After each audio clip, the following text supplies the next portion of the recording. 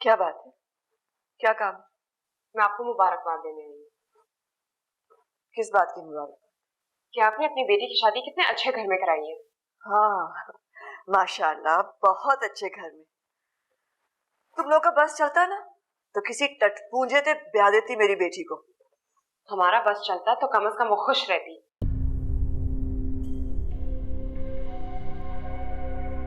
खुश है मेरी बेटी, बहुत खुश है। किस किस्म की माँ है आप? क्या आपको उसकी आंखों में दुख नजर नहीं आता? आप भी अम्मी की तरह उसकी प्लास्टिक हंसी से खुश रहेंगी? किसे धोखा देने की कोशिश कर रही हैं आप?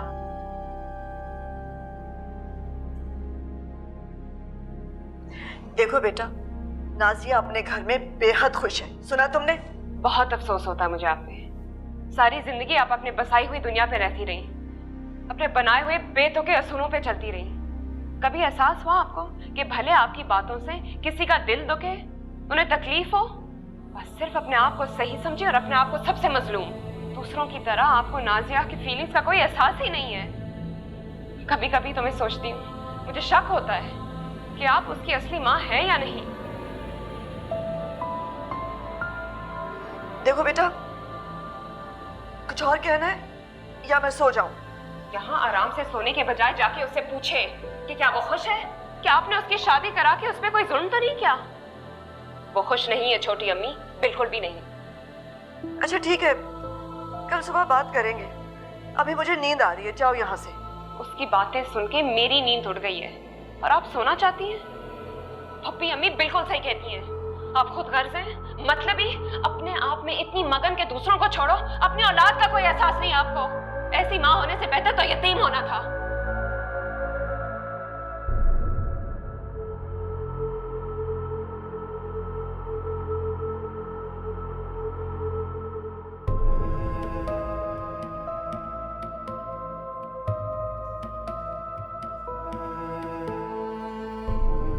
नाजिया, मैंने तुमसे बात करनी है बेटा। बात करनी है या कोई और नया इंकिशाफ करना है? नहीं, सिर्फ बात। बैठो। देखो बेटा, मैं तुमसे ये तो नहीं कहूंगी कि जो कुछ मैंने तुम्हें तुम्हारी अम्मी के बारे में बताया है उसे भूल जाओ, लेकिन इतना जरूर कहूंगी कि उसे माफ कर दो। जी? देखो बेटा, वो बहुत पुरानी बातें हैं।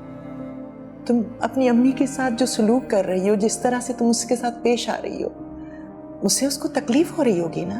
आप तो ऐसे बोल रही हैं जैसे मेरी गलती है। गलती की बात नहीं है, उस वक्त हालात ही ऐसे थे कि वो इतना कुछ करने पर मजबूर हो गई थी। आपने तो सारी बात ही खत्म कर दी। तो ठीक है, जाके गले लगा लीजिए उन्हें, कह दीजिए आपने उन्हें माफ कर दिया है। अगर आपने उन्हें माफ किया होता ना फुप्पी अम्मी, तो आप उनके खिलाफ उनकी औलाद के सामने इतना जहर ना उगलती, लेकिन आपने उन्हें माफ नहीं किया है और ना ही शायद करना चाहिए। बेटे, मेरी बात और है, मैं अजीम की बहन हूं, तुम्हें ये सेब नहीं देता है। और उन्हें जेब देता था बड़ी अम्मी के शौहर के साथ अफेयर चलाना और अपने शौहर को धोखा देना।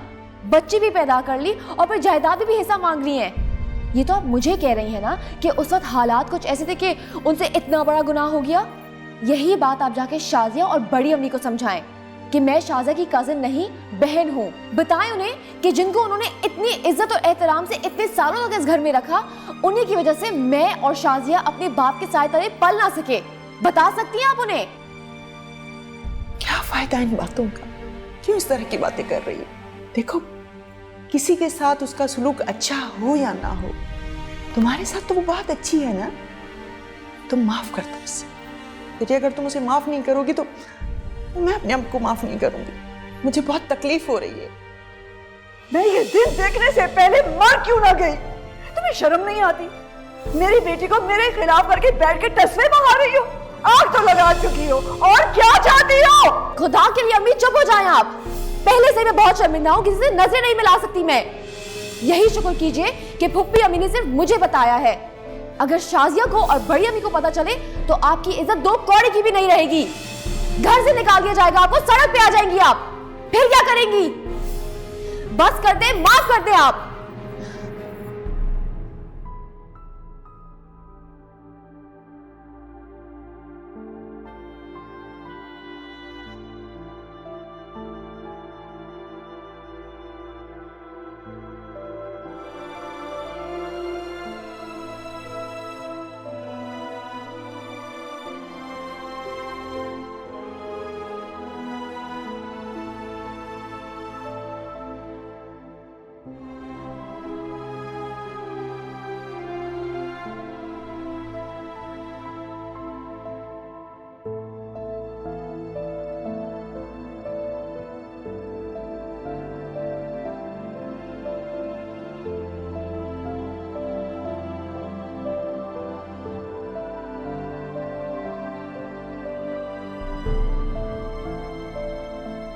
नासिया, यहाँ क्यों बैठी हो बेटा? कमरे में चली जाओ। कुछ नहीं बड़ी अम्मी, बस ऐसे ही यहाँ अच्छा लग रहा था। तुम शाजिया से नाराज हो? नहीं तो फिर कमरे में क्यों नहीं जा रही? जरूर कुछ कह दिया होगा उसने। तुम कमरे में जाने में पहल कर लो, वो बात करने में पहल कर लेगी। हाँ,